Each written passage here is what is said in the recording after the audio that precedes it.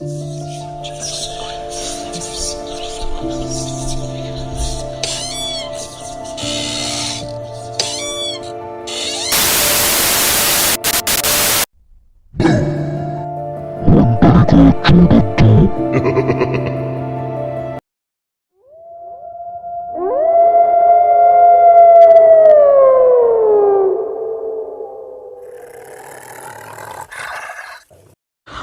ఇంట్లో విచిత్రమైన శబ్దాలు వినిపిస్తున్నాయి. సరిగ్గా 15 రోజులకి ఆ ఇంట్లో ముగ్గురు చనిపోయారు. ఎలాగా చనిపోయారో ఎవ్వరికీ తెలియదు. పోలీసులు అడిగారు, మరి నువ్వు సైకాట్రీ హోమ్లో ఏం చేస్తున్నావు అని. కార్తీక్ చెప్పాడు, నేను ఆ సంఘటన జరిగిన తర్వాత నేను స్పృహ తప్పి పడిపోయాను, నాకేం గుర్తులేదు.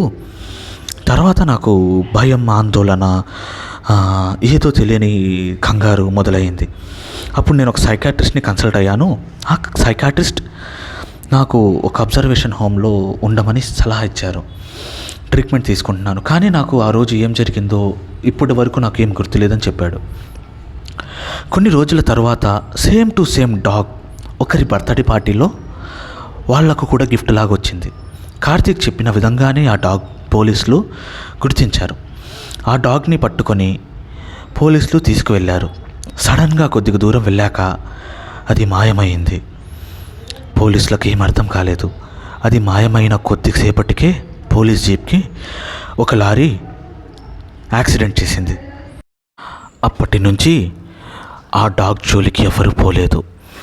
సడన్గా ఒక రాత్రి కార్తిక్కి కలలో ఆ డాగ్ గురించి కొన్ని విషయాలు తన కలలో కనిపించాయి. కార్తిక్ మరుసటి రోజు హాస్పిటల్ నుంచి డిశ్చార్జ్ అయ్యాడు. కార్తిక్ సద్దాంని వచ్చి కలిశాడు.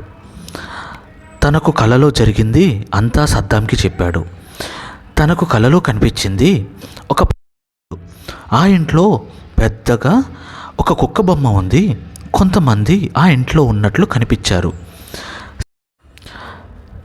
సద్దాంకి తెలిసిన అలాంటి పాత 5 ఇల్లులు ఉన్నాయి.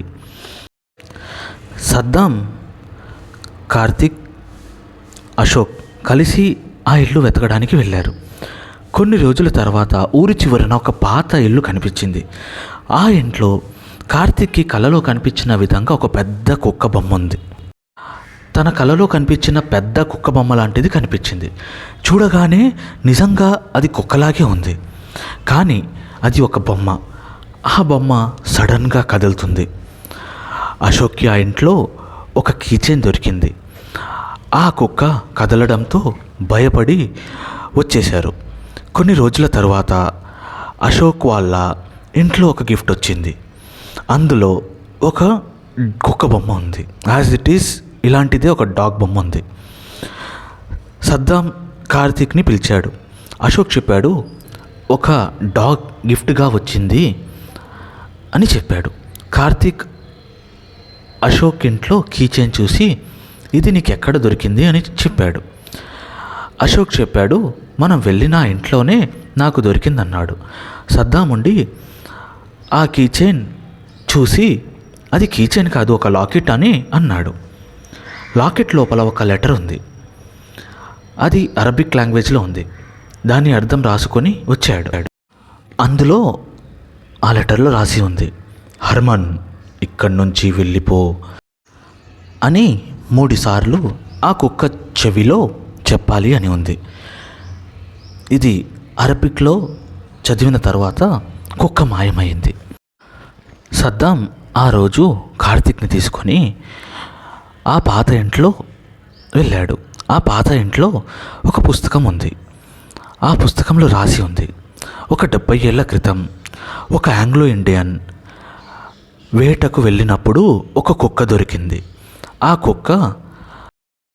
అతను ఆ కుక్కని చాలా బాగా చూసుకున్నాడు. కొన్ని రోజుల తర్వాత ఆ కుక్క చనిపోయింది. ఆ కుక్కలాగా ఒక విగ్రహం చేపించి తన ఇంట్లో పెట్టుకున్నాడు. ఒకరోజు సడన్గా ఇంట్లో అందరూ రక్తం కక్కుకొని చనిపోయారు. ఆ ఆంగ్లో ఇండియన్ కొడుకు ఆస్ట్రేలియా నుంచి వచ్చాడు. తాను తెలుసుకున్న విషయాలు ఆ పుస్తకంలో రాశారు. ఆ కుక్క వాళ్ళను ఎలాగ చంపిందో ఇప్పటి వరకు ఎవ్వరికీ తెలియదు. హాయ్ ఫ్రెండ్స్, మీకు ఈ కథ నచ్చినట్లయితే వీడియోని లైక్ చేయండి, వీడియోని షేర్ చేయండి, ఛానల్ని సబ్స్క్రైబ్ చేయండి. Thank you for watching.